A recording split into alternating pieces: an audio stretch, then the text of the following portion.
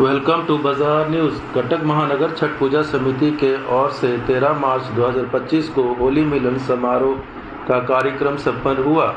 इस कार्यक्रम में सम्मानित अतिथि जनता दल यूनाइटेड के राष्ट्रीय प्रवक्ता राजीव रंजन प्रसाद एवं उनके धर्मपत्नी श्रीमती रागिनी रंजन जी के साथ कटक में इस होली बंधु मिलन के कार्यक्रम में समय पर पहुंचकर कार्यक्रम को सफल बनाए।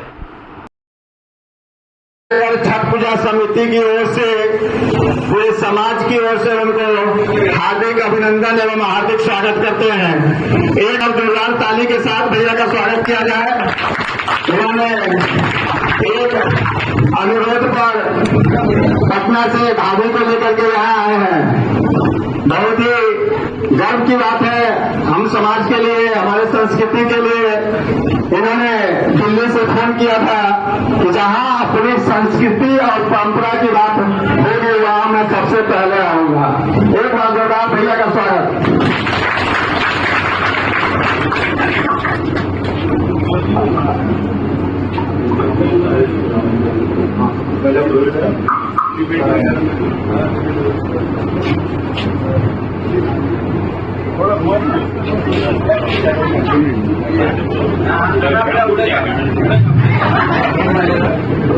महानगर छठ पूजा समिति के अध्यक्ष श्री सुरेश शर्मा जी हमारे मुख्य अतिथि को माला पहनाकर सम्मानित कर रहे हैं।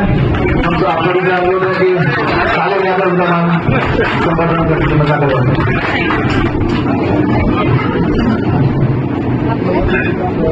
अभी हमारे कटक महानगर छठ पूजा समिति के उप सभापति श्री राजनाथ त्रिवेदी जी जो हमारे मुख्य अतिथि को मुख्य देकर सम्मानित कर रहे हैं। आप सब लोग अनुरोध है कि ताली बजाकर उनका स्वागत करें।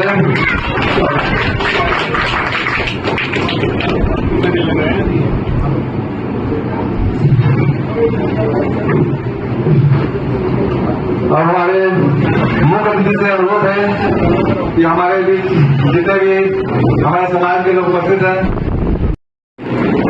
इस कार्यक्रम में शैलेश जी हमारे पुराने मित्र हैं, उनके आमंत्रण पर हम सब आपके बीच उपस्थित हुए।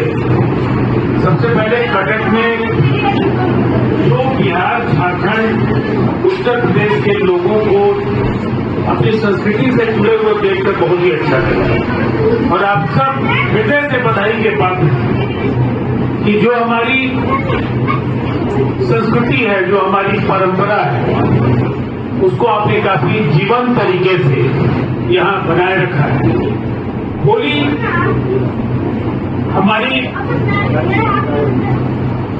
हमारे इतिहास, हमारे पौराणिक ग्रंथों में इसकी महिमा अपरंपार है और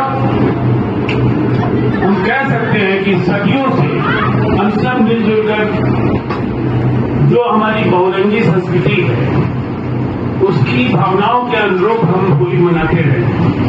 इस अवसर पर मैं इतना कहना चाहूंगा कि आप सब जहां से भी आए हैं, यहाँ उड़ीसा को भी आपने उसके नवनिर्माण में बहुत बड़ा योगदान दिया है।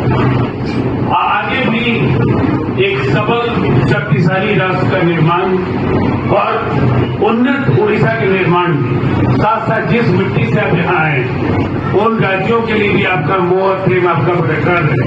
इन्हीं शब्दों के साथ होली की बधाई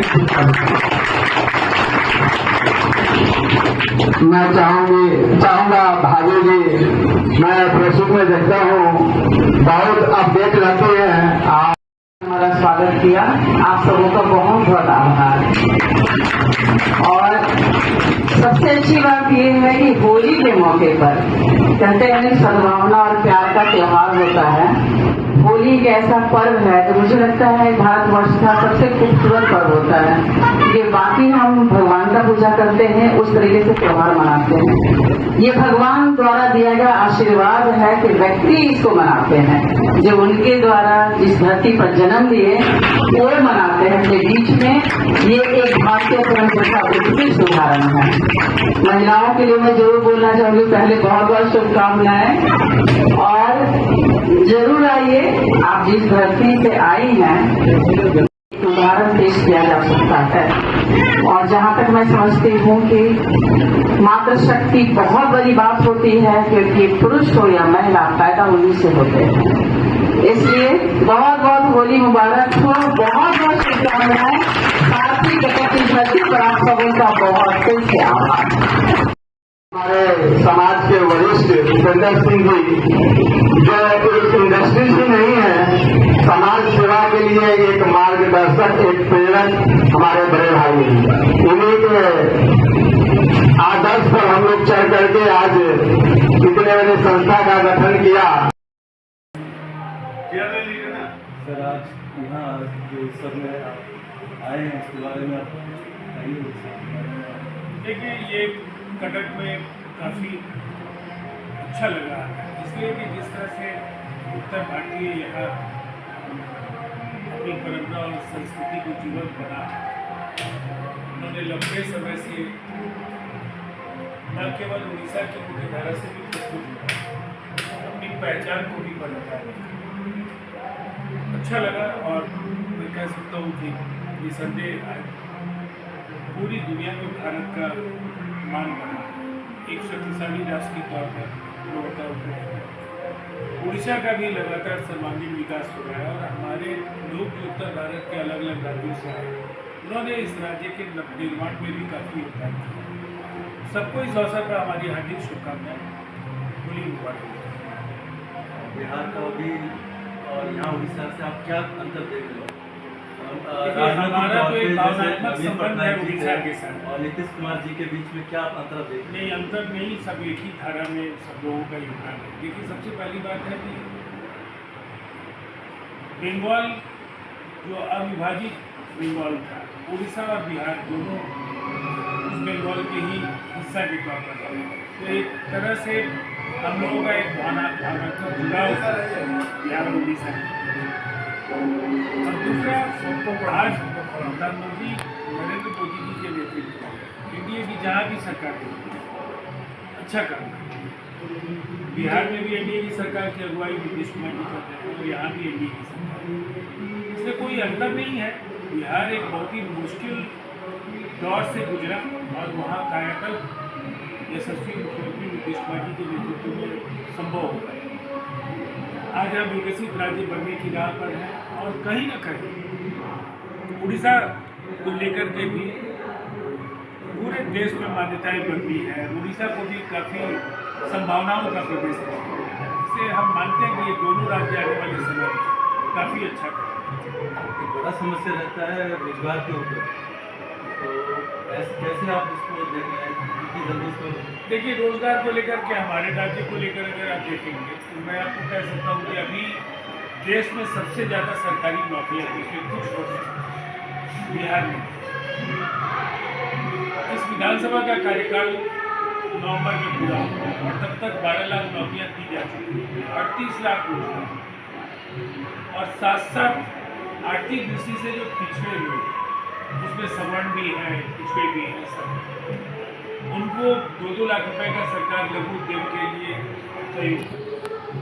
तो अगर एक परिवार अगर 4 सदस्यों का भी औसत है तो आप देखिए कितने बड़े संख्या में लाभान्वितों की सूची बनी है। एक पूरी तरह से बदहाल राज्य को पटरी पर लाना मुश्किल लक्ष्य था, लेकिन उसको हम लोगों ने हासिल किया है। और उड़ीसा में भी राजनीतिक तौर पर बातें जो भी हो, लेकिन नवीन पटनायक जी ने भी उड़ीसा का काफ़ी अच्छा काम किया और वर्तमान सरकार भी अच्छा करेगी, ये हम लोगों की अपेक्षा है। जो लोगों का स्किल कैसे डेवलप होगा, नीचे तक नहीं पहुंच पाता। योजना बन जाती है लेकिन नीचे तक स्किल नहीं पहुंच पाता। जो कि बेरोजगार स्किल सीखेंगे तभी तो कुछ या तो बिजनेस करेंगे या तो नौकरी करेंगे। आज होली के मौके पर अगर आप गंभीर बहस में हैं तो मैं आपको इतना कह सकता हूँ कि कोरोना के समय बिहार का स्किल मैपिंग का मॉडल है, अगर आप उसको देखेंगे तो बिहार से पलायन के जो आंकड़े थे बहुत ही भयावह और चिंताजनक। 5 करोड़ लोगों का पलायन हुआ था, अब वो घट करके 3 करोड़ 29 लाख। उसकी वजह साफ है कि स्किल मैपिंग के जरिए अगर आप ड्राइविंग जानते हैं, अगर आप कारपेंटरी जानते हैं, अगर आप इलेक्ट्रिकल इक्विपमेंट्स का काम जानते हैं, प्लम्बर हैं, आपको क्षमता के हिसाब से मैपिंग के बाद आपके रोजगार के अवसर तैयार किए जाएंगे। तो देखिए ये इस पर कई तरह के प्रयास हो रहे हैं, स्टार्टअप्स आ रहे हैं, कई इनोवेटिव आइडियाज़ के साथ वो भी काम कर रहे हैं। तो हमारा ये मानना है कि केंद्र सरकार और राज्य सरकार स्किल डेवलपमेंट का एकदम मिशन की तरह वो इस्तेमाल कर रहे हैं और स्किल डेवलपमेंट आने वाले समय में एक बहुत बड़ी चुनौती नहीं होगा, इसलिए पूरी दुनिया में हुनरमंद लोग हिंदुस्तान से बड़ी तादाद में जाते हैं। तो स्किल ट्रेनिंग हमारा संकल्प है। चलिए होली के जवाब पे पूरे भारत को और विदेश में भी हमारे लोग रहते हैं, वहाँ कैसे मनाते हैं उनके बारे में कुछ संदेश देना चाहेंगे आप?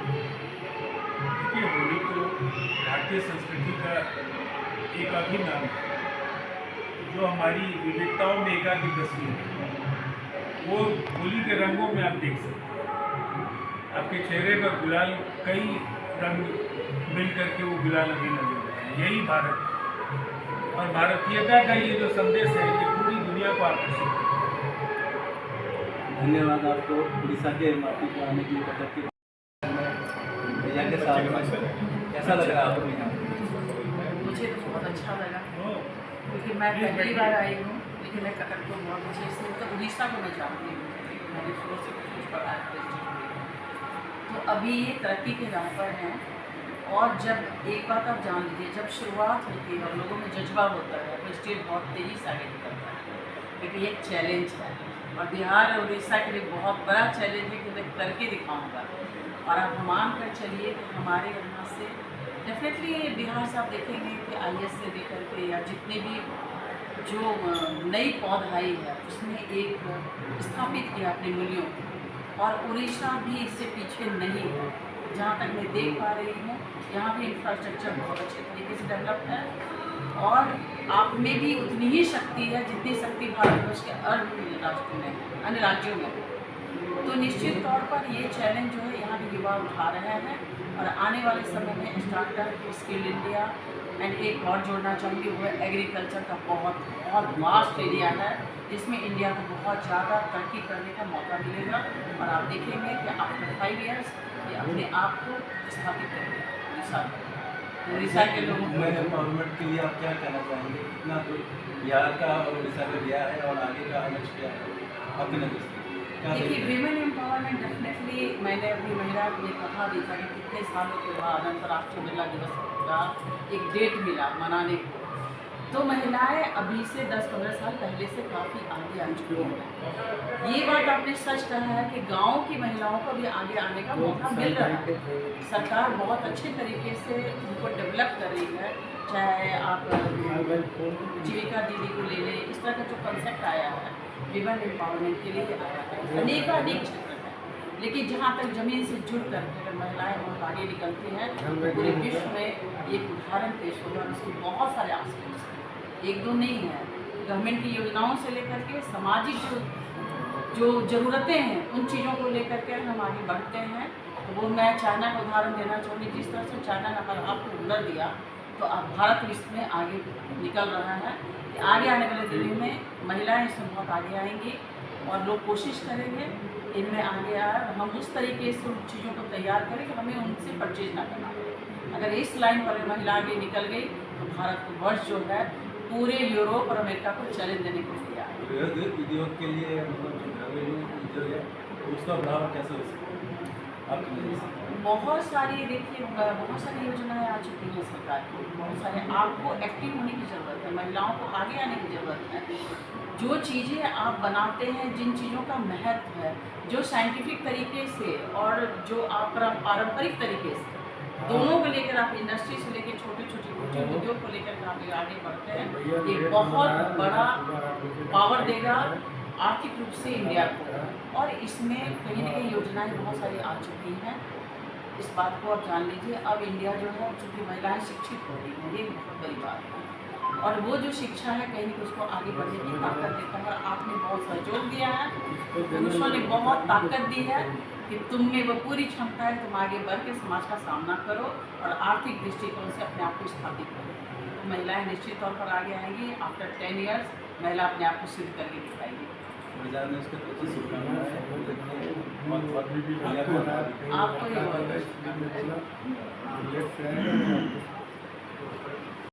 शैलेश जी हमारे पुराने मित्र हैं, उनके आमंत्रण पर हम सब आपके बीच उपस्थित हुए। सबसे पहले कटक में जो बिहार, झारखंड, उत्तर प्रदेश के लोगों को अपनी संस्कृति से जुड़े हुए देखकर बहुत ही अच्छा लगा और आप सब हृदय से बधाई के पात्र हैं कि जो हमारी संस्कृति है, जो हमारी परंपरा है, उसको आपने काफी जीवंत तरीके से यहाँ बनाए रखा है। होली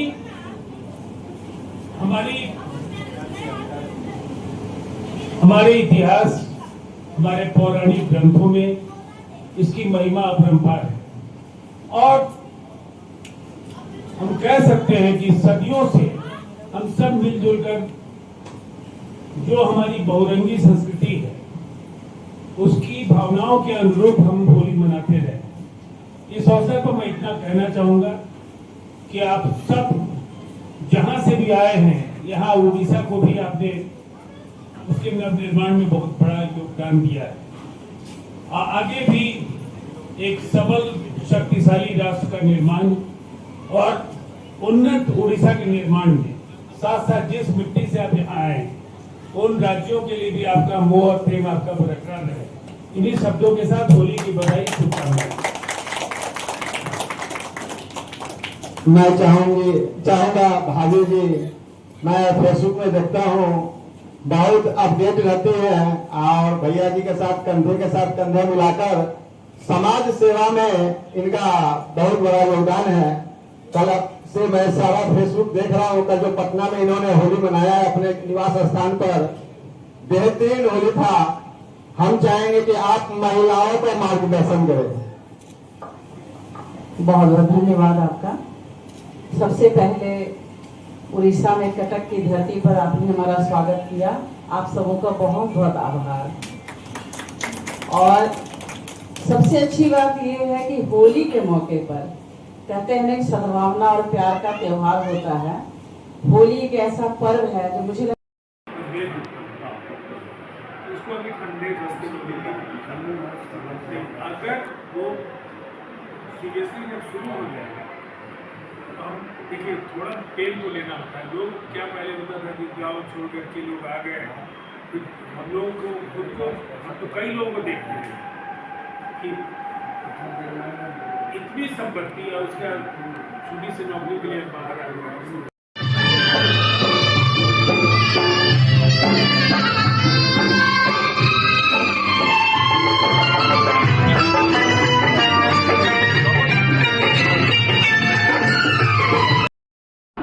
यह कार्यक्रम उपेंद्र सिंह जी, जो कि संदीप ट्रेडर्स के चेयरमैन एवं डायरेक्टर हैं, उनके निवास स्थान पर हुआ था।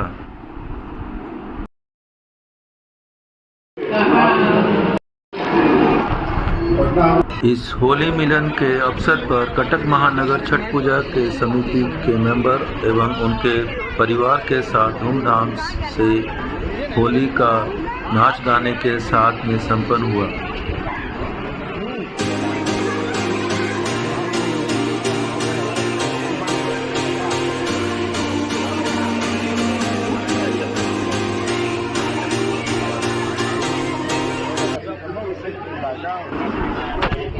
इस कार्यक्रम में प्रमुख कटक महानगर छठ पूजा समिति के president Shailesh Kumar Verma, vice president Rajendra Nath Singh, secretary Mukund Sinha, organisation secretary Sudhakar Kumar Sai, media प्रभारी संजय कुमार शर्मा, मेंबर संजय ओझा, मुकेश सिंह, राममूर्ति तिवारी, संजय भगत, पारसनाथ शाह, कमल सिखारिया, डॉक्टर अभिषेक शर्मा और सभी मेंबर मौजूद थे।